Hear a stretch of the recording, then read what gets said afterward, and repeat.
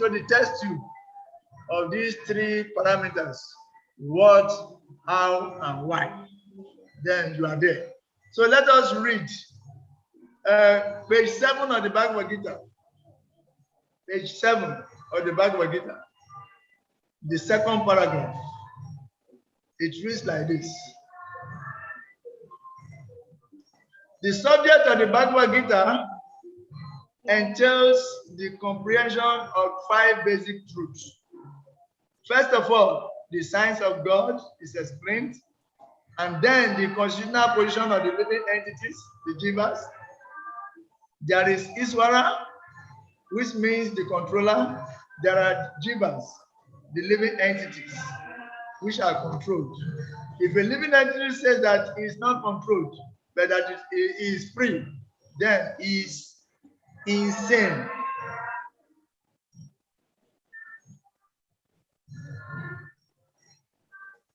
Then he is insane.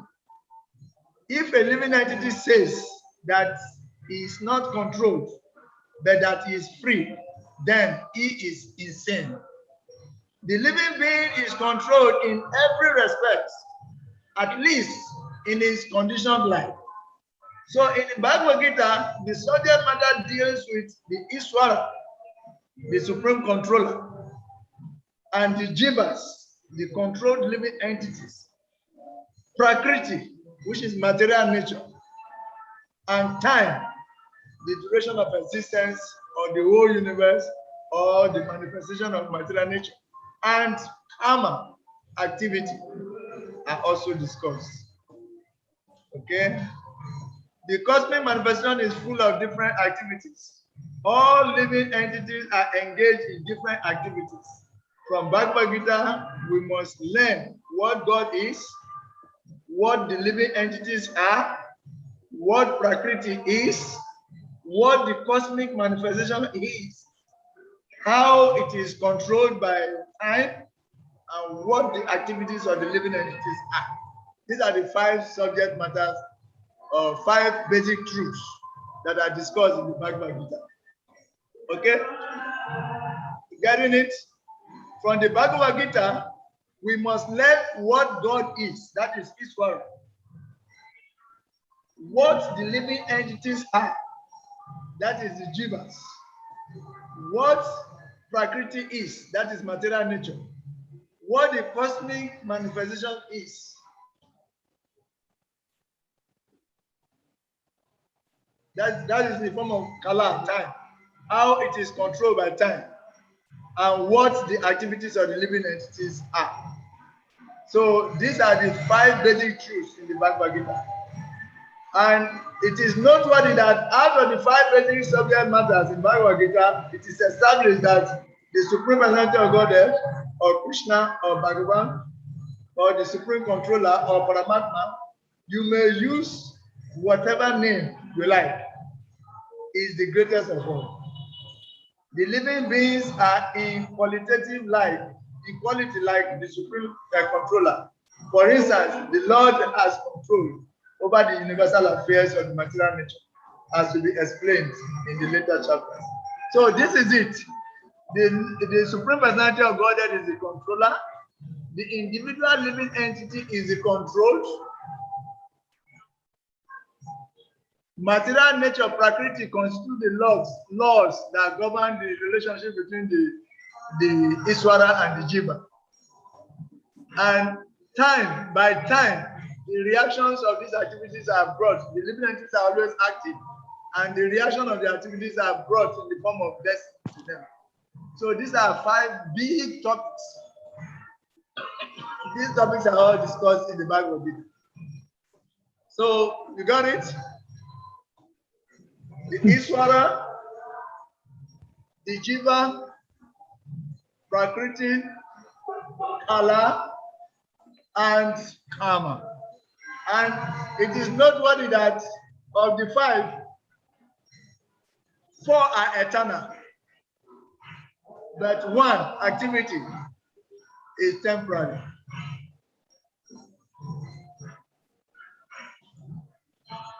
So we continue to read the translation, the Slapapa there.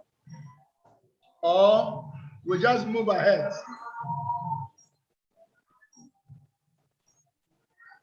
So this is the point. This is the second thing, the 5 basic truths.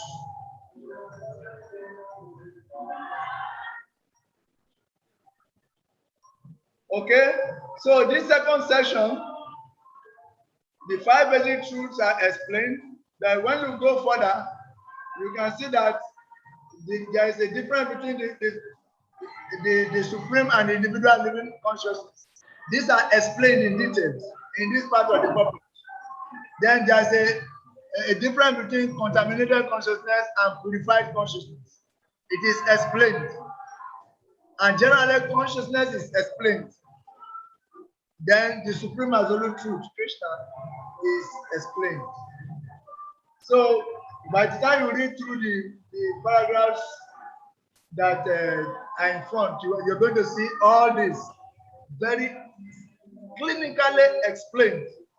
So we recommend that each and every student should read these aspects very, very seriously. Let us read a little bit of it before we stop reading and we'll go to the next. Because it is very, very sweet to read.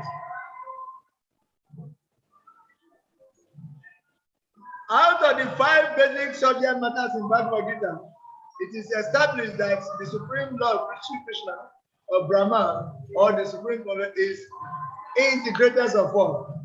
The living beings are in quality like the Supreme Controller. If they have consciousness, the Supreme Lord has consciousness, but they are minutely conscious, while the Supreme Lord is supremely conscious.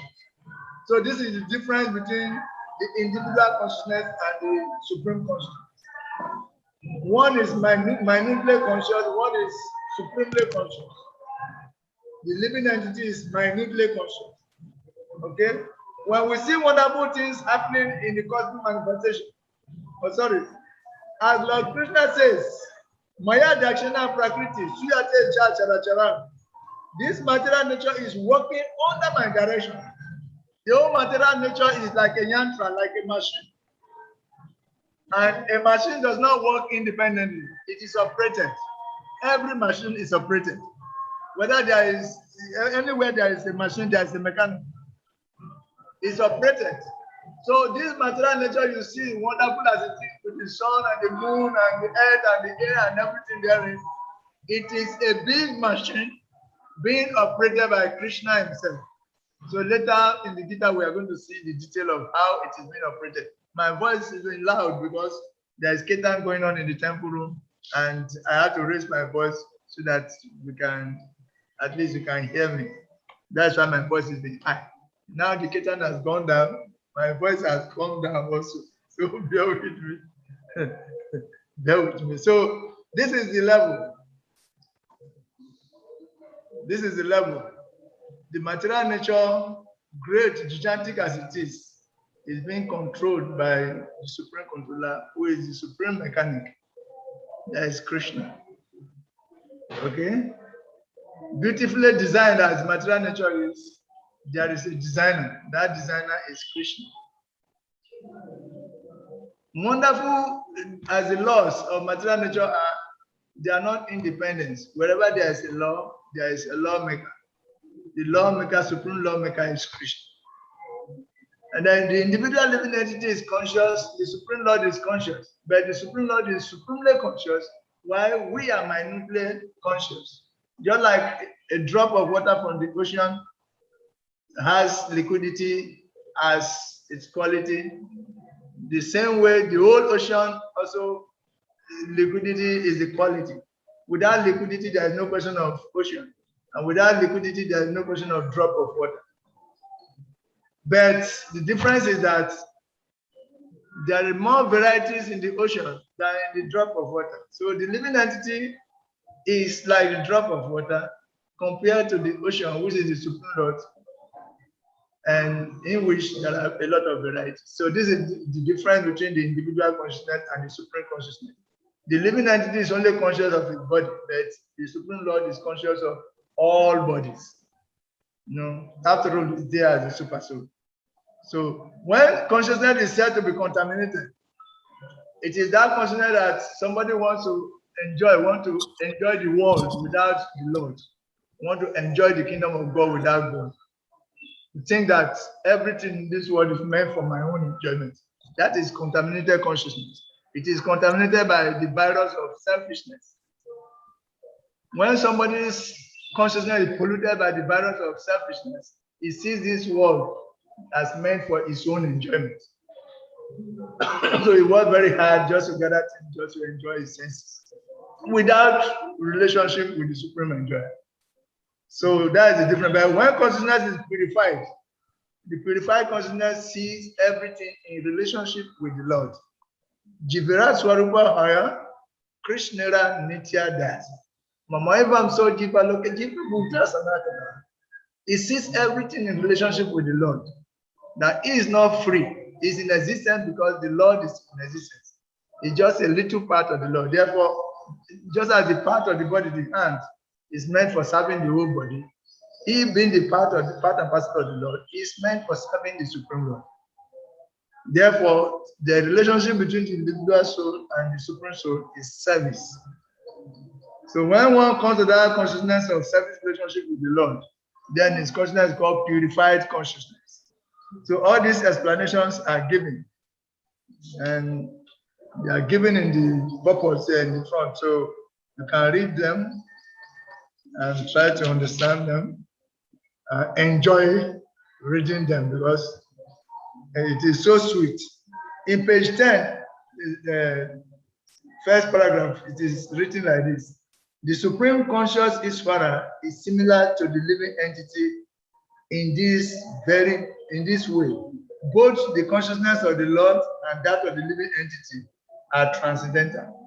It is not that consciousness is generated by the association of matter. No, that is a mistaken idea. The theory that consciousness develops under certain circumstances of material combination is not accepted in the Bhagavad Gita. Consciousness may be pervertedly reflected by the covering of material consciousness, just as light reflected through colored glass may appear to be a certain color, but the consciousness of the Lord is not materially affected. The Lord says, Maya Darshana Prakriti, when it descends into the material universe, his consciousness is not materially affected. If it were so affected, it would be unfit to speak on transcendental subject matters, as it does in the Bhagavad Gita. One cannot say anything about the transcendental world without being free from material contamination, materially contaminated consciousness. So the Lord is not materially contaminated. Our consciousness at the present moment, however, is materially contaminated. The Bhagavad Gita teaches that we have to purify this materially contaminated consciousness. In pure consciousness, our actions will be dovetailed to the will of the Iswara, and that will make us happy. It is not that we have to cease all activities. Rather, our activities are to be purified, and purified activities are called Bhakti. Activities in Bhakti appear to be like ordinary activity, but they are not contaminated. An ignorant person may see that a devotee is acting or walking like an ordinary man, but such a person with a poor fund of knowledge does not know that the activity of the devotee of the Lord are not contaminated by impure consciousness or matter. They are transcendental to the true modes of nature. We should know, however, that is the point. We should know, however, that at this point, our consciousness is contaminated. When we are materially contaminated, we are called conditioned. False consciousness is exhibited under the impression that I am a product of material nature. This is called falsehood. One who is absorbed in the thought of bodily consciousness cannot understand his situation. So Bhagavad Gita was spoken to liberate one from the bodily concept of life. And Arjuna put himself in this position in order to receive this information from the Lord. One must become free from the bodily concept of life. That is the preliminary activity of the transcendentalists. One who wants to become free, who wants to become liberated, must first of all learn that he is not the material body. Mukti or liberation means freedom from material consciousness. So this is the point. The whole Bhagavad Gita is about these 5 subject matters: the Iswara, the Jiva, Prakriti, Kala, and Karma. These are the 5 subject matters. And seeing their relationship, the supreme and individual consciousness is explained, contaminated and purified consciousness is explained, then consciousness generally explained, and the absolute truth is established as the supreme personality of God. Krishna is the absolute truth. See?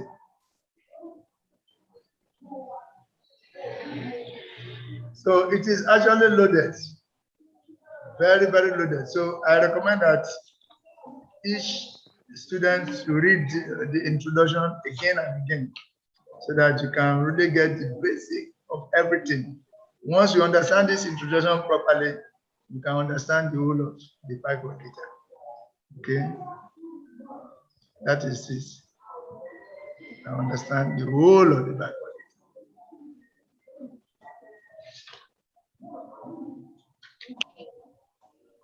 3 to 26.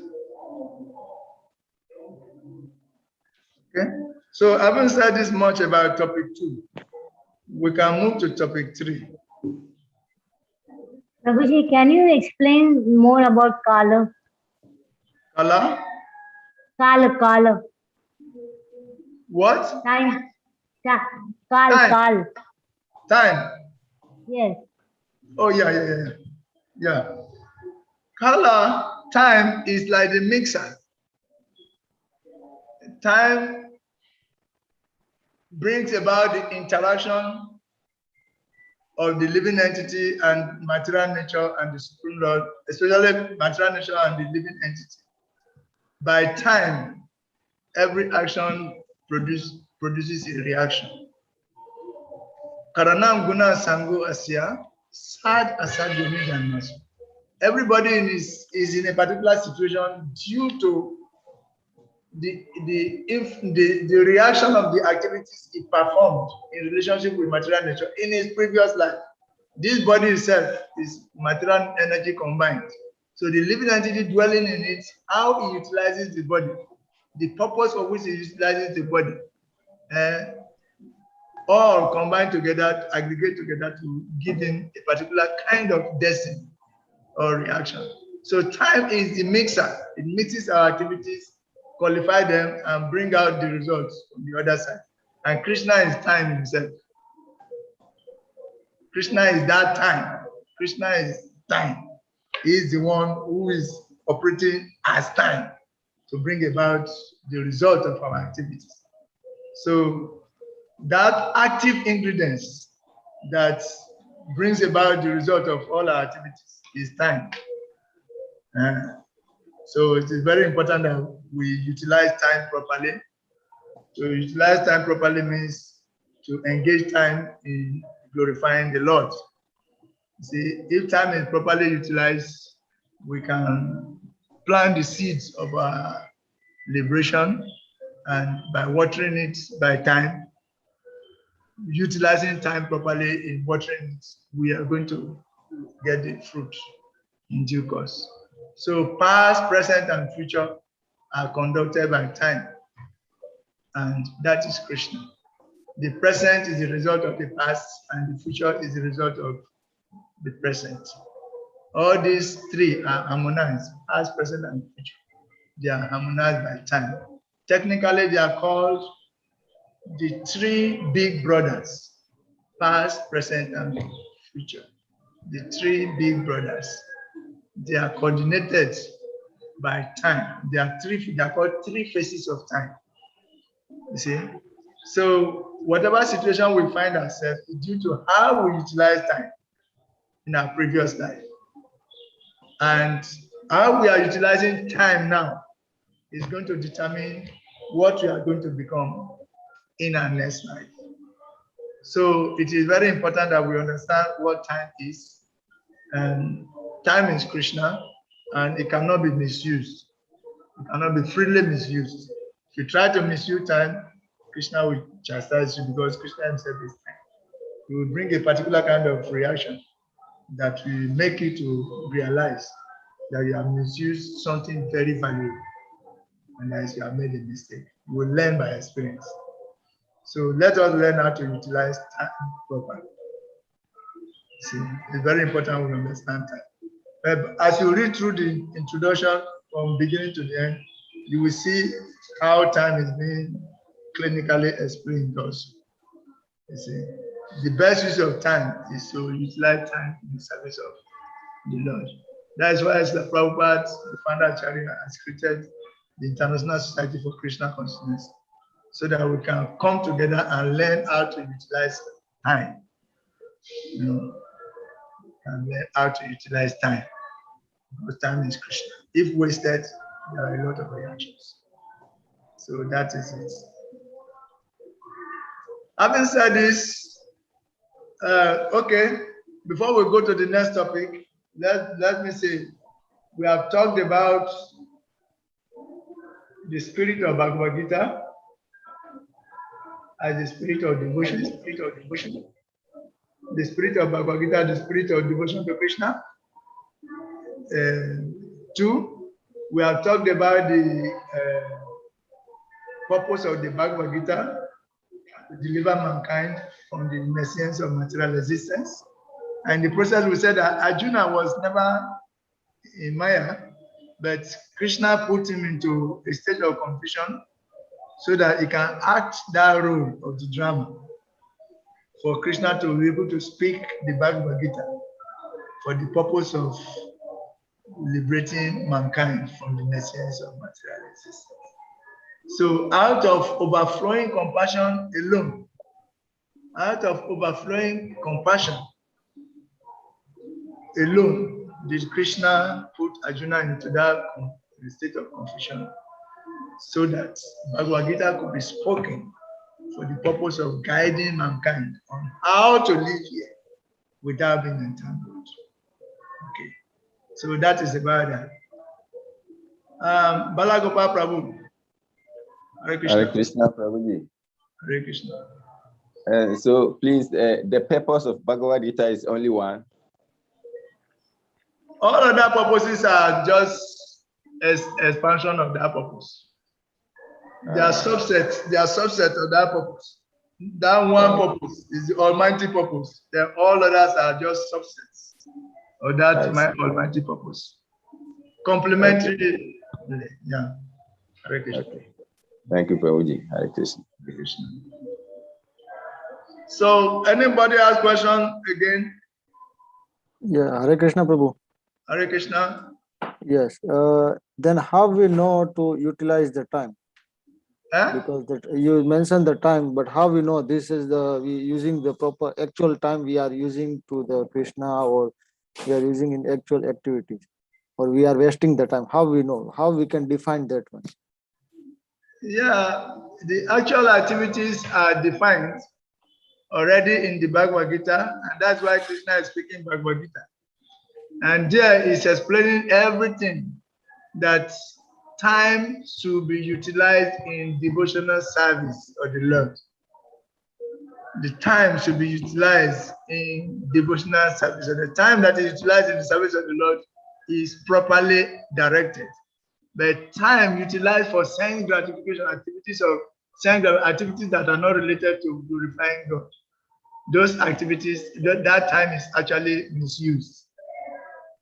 No, the time invested in pursuing desires for sense gratification, time invested in pursuing how to get the best of the things of this world for one's personal aggrandizement, that time is misused, and it is defined clearly. They say the whole Bhagavad, all the pages of the Bhagavad Gita, how to utilize time is what is explained. As we go along, you will see. You will see details on how to utilize time. Even the various ashrams, how to utilize, how a grihastha should utilize time is given. How a brahmachari should utilize his time is given. how a Vanaprastha should utilize his time is given, and how a sannyasi should utilize his time is given. So the Vana and the ashrams, detail of how to, because different people are of different kind of consciousness, different level of spiritual evolution. So there are specifics for these separate individuals, and these individuals are already classified into 4 Vanas and 4 ashrams.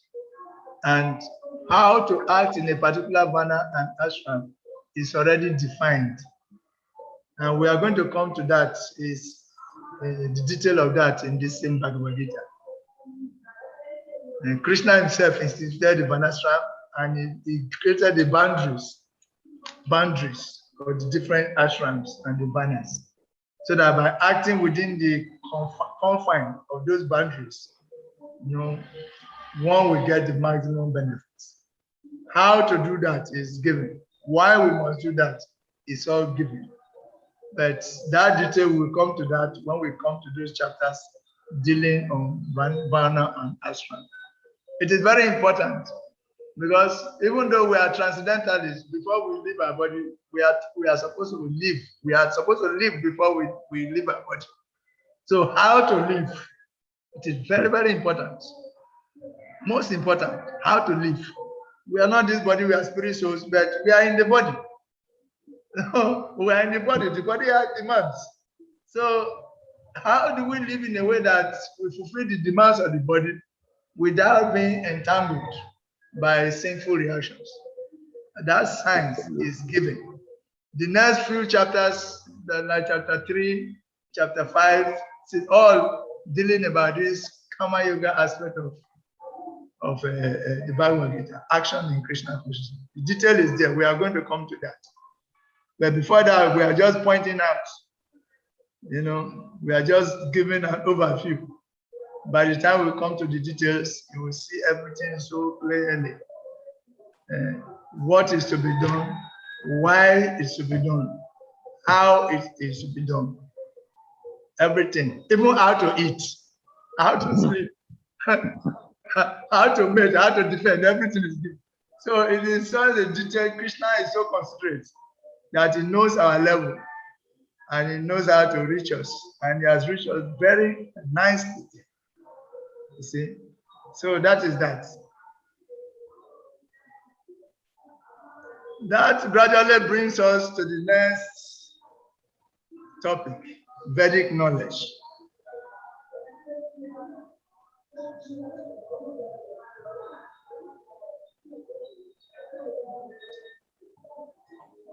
Here we are going to know, or to realize, that Vedic knowledge is infallible.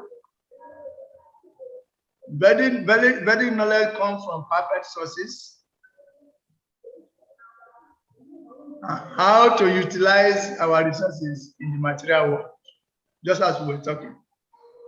There are resources in this material world. There is a way you utilize the resources in the material world that you entangle yourself more. But there is a way you utilize the resources in the material world and you liberate yourself in the process. You are on the path of liberation. You are utilizing the material resources, but you are on the path of liberation. You see? It is very, very important. The Lord is infallible. So only Him. The Lord is infallible.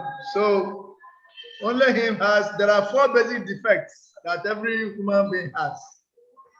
And these 4 basic defects, once you are having these defects, you cannot do anything perfect. 4 basic defects. As long as you are infested with these 4 basic defects, you cannot do anything perfect. Therefore, it is recommended that you need to follow the guidance of one who is free from the 4 basic defects. And that person is defined as infallible, is qualified as infallible. Krishna is infallible, is beyond all the defects. And only Him can give us directions. on how to operate beyond the influence of these 4 defects. What are these 4 defects? Human beings have the propensity to make mistakes. This is one of the defects. So if you are to follow somebody who can make mistakes, any mistake it makes, you also make the mistake. It's like the blind following the blind. So you need to follow the direction and guidance of one who is beyond mistakes. And that person is Krishna. But because we do not know Krishna directly, we are not pure enough, we are so polluted in consciousness that we cannot see Krishna directly, we cannot even hear him talking. Even when he gives us scripture, we cannot understand.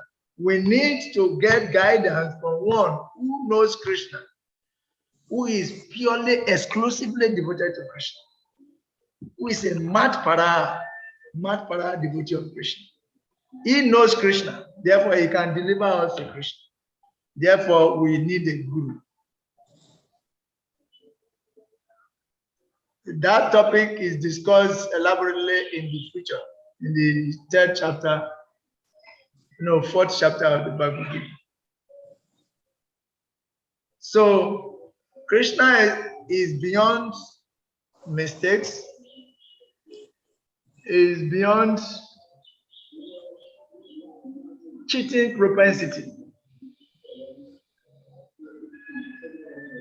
His senses are perfect. And it doesn't, it is free from illusion completely. It's not affected by any kind of illusion. But for every other living entity, we have imperfect senses, we have the propensity to make mistakes, we have the propensity to be illusioned, and we have the propensity to cheat. These are the 4 basic defects. So anyone operating within the influence of these 4 basic defects cannot give perfect knowledge. Therefore, that who is infallible, who is beyond all these defects, Krishna, he can give perfect knowledge and give perfect guidance. That's why Bhagavad Gita is perfect, because it's coming from Krishna, who is Aparushaya. It's completely transcendental to the influence of material nature. Material nature is under him. So if he is influenced by material nature, then material nature is superior to him. Krishna is transcendental to the influence of material nature. Therefore, only him can give perfect knowledge. So let us read something from Bhagavad Gita here in the introduction, page 13. Open to page 13, then let us read something to highlight a little bit on this topic. Okay? Okay? Now, the second paragraph. The complete world, the personality of Godhead, has immense propensities, potencies. Parashya Shakti Vidaiva Sriyate. How Krishna is acting in different potencies is also explained in the Bhagavad Gita. This phenomenal world or material world in which we are placed is also complete in itself, because the 24 elements of which this material universe is the temporary manifestation, according to Sankhya philosophy, are completely adjusted to produce complete resources which are necessary for the maintenance and sustenance of this universe. All the material ingredients are automatically adjusted, especially when one becomes a devotee of Krishna. All the material ingredients are automatically adjusted to produce auspiciousness for him. You see why we should become devotee of Krishna? All the material elements which are part and parcel of Krishna become automatically adjusted to produce maximum auspiciousness for the devotee of Krishna. So become a devotee and you get the best of this material nature. Otherwise, material nature is so complex that it can tangle you in a very complex way that you cannot extricate yourself. There is complete facility for the small complete units. namely the living entities, to realize the complete. And all sorts of incompleteness are experienced due to incomplete knowledge of the complete. This is in the Sri Upanishad also. In the Om Punamada Punamidam verse, the invocation, this is contained there. The material world is complete, and the individual units are complete, like you and me. Our bodies are complete. Hands are there, legs are there, the neck is there, the head is there. When they work together as a complete unit, they produce all what the body is needed. When the food is sent into the stomach, it is distributed, the energy is distributed around the whole body. So it's a complete unit of the self if it to work in harmony. But this complete unit is emanating from the supreme complete. All emanations from the supreme complete are complete in themselves. You see? Like, okay, in this body now, we have the legs, we have the stomach, we have the arms, we have the head. The four of them constitute a complete unit. When they work in harmony, the legs, which represent the Shudra, the stomach will represent the Vaishya, the arms will represent the Advaita, the head will represent the Brahmana. So when they work in harmony, there is auspiciousness for everyone. So how to make them work in harmony? That is the goal. So our problem is incomplete understanding of the complete whole. And how to have a complete understanding, that is the purpose of the Bhagavad Gita. The Bhagavad Gita is spoken so that we can have Krishna himself, who is beyond all the defects. He is not revealing himself, revealing everything about the world, so that we can have a complete understanding. What is it that is so important inside that room that we are doing there?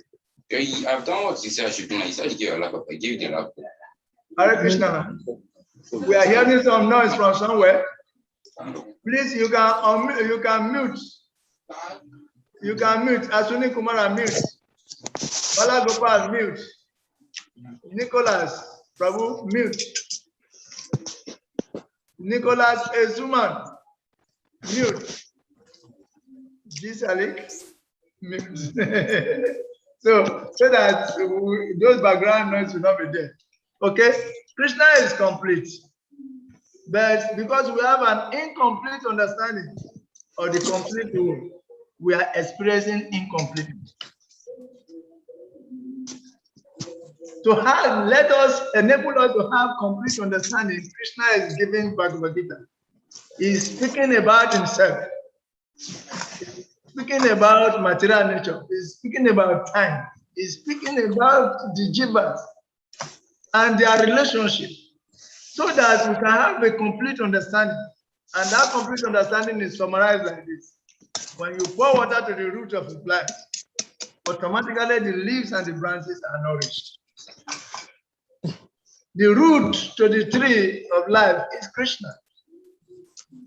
To pour water to the root means to engage in devotional service to Krishna. When we are doing that, everything, all the creative elements will be automatically adjusted to produce maximum auspiciousness.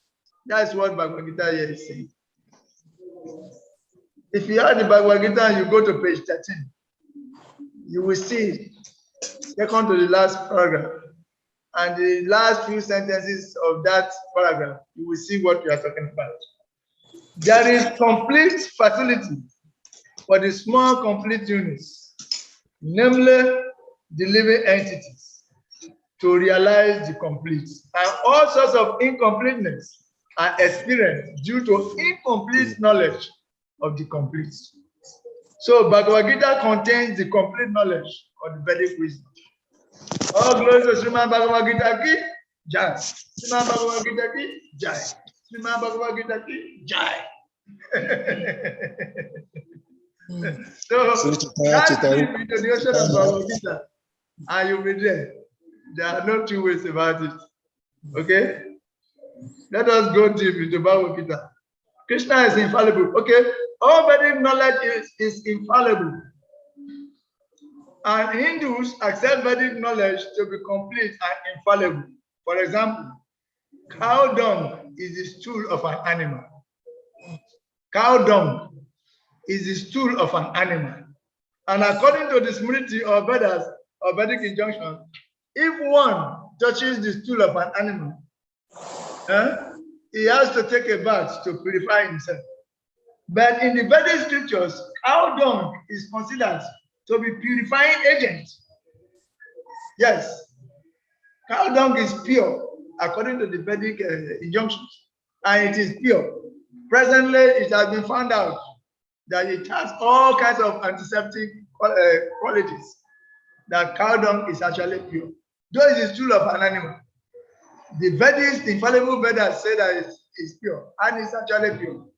You can smell it all over your body, and you are considered pure. You are going to smell this dog of a stool of a dog on your body, and you see what will happen. You bring all bad luck to yourself, and everybody will run away from you. So the Vedic knowledge is pure. One might consider this to be contradictory, but it is accepted because it is the Vedic injunction. And indeed, by accepting this, one will not commit a mistake. Subsequently, it has been proved by modern science that now cow dung contains all antiseptic properties. So Vedic knowledge is complete because it is above all doubts and mistakes. And Bhagavad Gita is the essence of all Vedic knowledge. The essence, the ripened fruit of all Vedic knowledge is Bhagavad Gita. That ripened fruit that when you eat it, you will relish the nectar is Bhagavad Gita. The ripened fruit of all Vedic knowledge is Bhagavad Gita. So Vedic knowledge is not a question of research.